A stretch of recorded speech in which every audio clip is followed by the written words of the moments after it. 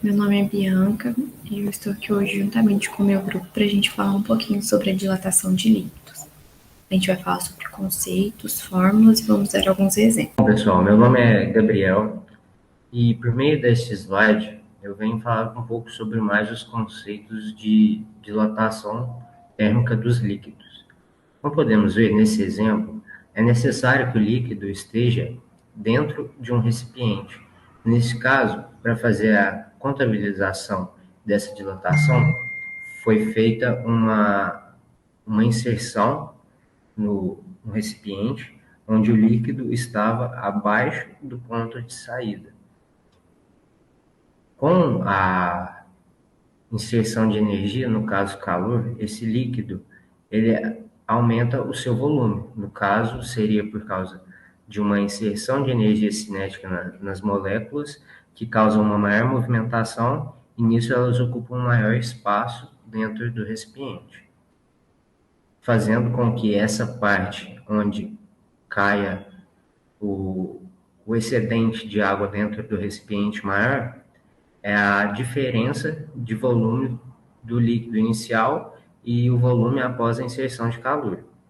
Esse tipo de experimento ele pode ocorrer de duas formas.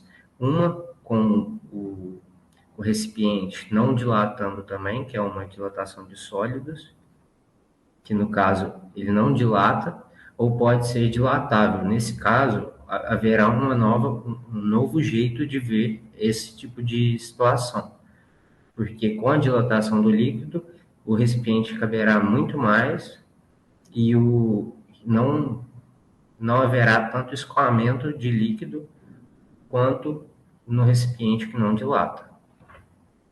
Podemos ver isso nos próximos slides.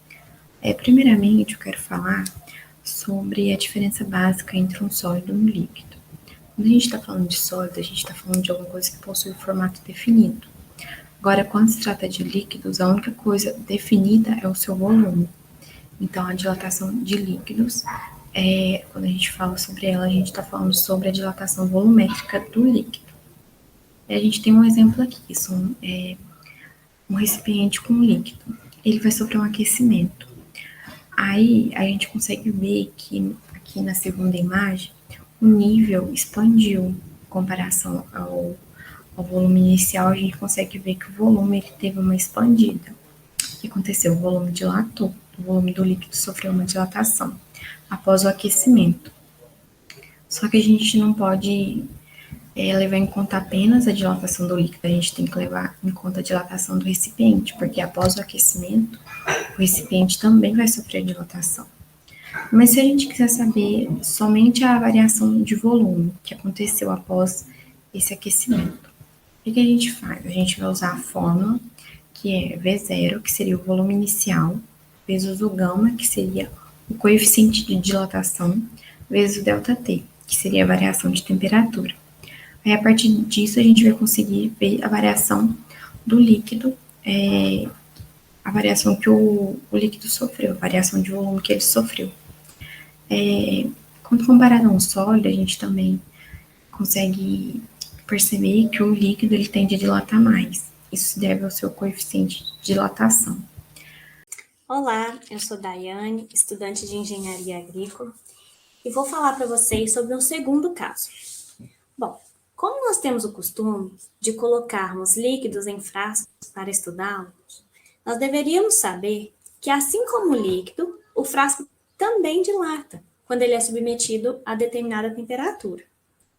Por exemplo, se nós considerarmos um frasco com a dilatação desprezível e enchê-lo de um determinado líquido até a borda, quando ele sofrer um aumento de temperatura, ele irá dilatar, certo?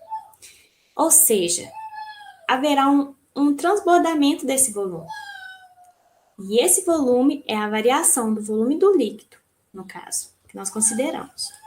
Logo, o volume total após o aumento dessa temperatura seria o que tínhamos no começo, somado ao que dilatou. Mas isso, na verdade, não ocorre. Por quê? Porque nós temos sim que considerar a dilatação do frasco. No caso, É muito importante ressaltar também, né, que a maioria dos líquidos sempre transbordam. Por quê? Quando estão cheios até a borda. Porque geralmente o coeficiente de dilatação desses líquidos costuma ser maior do que o coeficiente de dilatação dos frascos que nós utilizamos. Por exemplo, na UFLA, a gente utiliza muito Becker, muita proveta. Então, se enchermos até a borda, no caso, geralmente sempre haverá um transbordamento, devido a essa diferença de coeficiente de dilatação. Podemos considerar, no caso,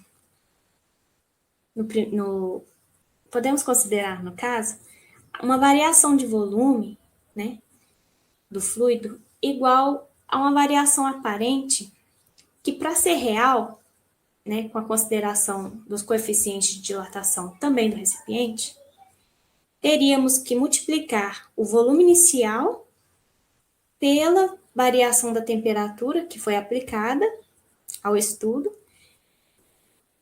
vezes o coeficiente de dilatação do fluido menos o coeficiente de dilatação do frasco. Podemos observar nessa imagem que colocamos aí o que geralmente acontece. E para uma melhor aplicação, a seguir mostraremos um exemplo. Então, temos aqui o exemplo, tanque de gasolina, e a seguinte pergunta: quanto de gasolina vai derramar?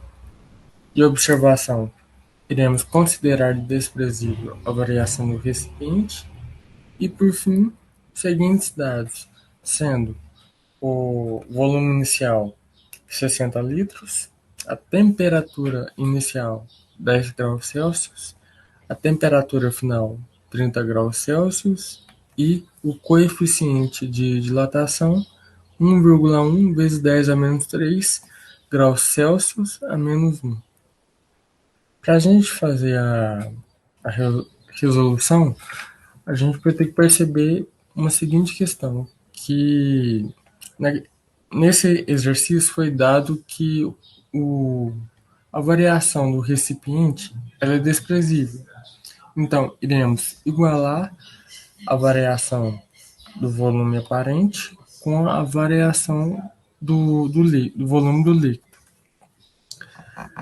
E como na questão está perguntando quanto de gasolina vai derramar, iremos isolar a variação do volume do líquido,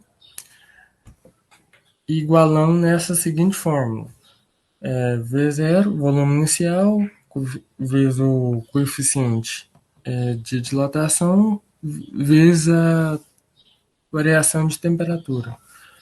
Aí a gente vai substituir esses valores, sendo 60, que é o volume inicial, vezes 1, vezes 1,1, vezes 10 a menos 3, que é o coeficiente de dilatação, e a variação da temperatura, que vai ser a temperatura final menos a temperatura inicial, ou seja, 30 menos 10, que vai dar 20.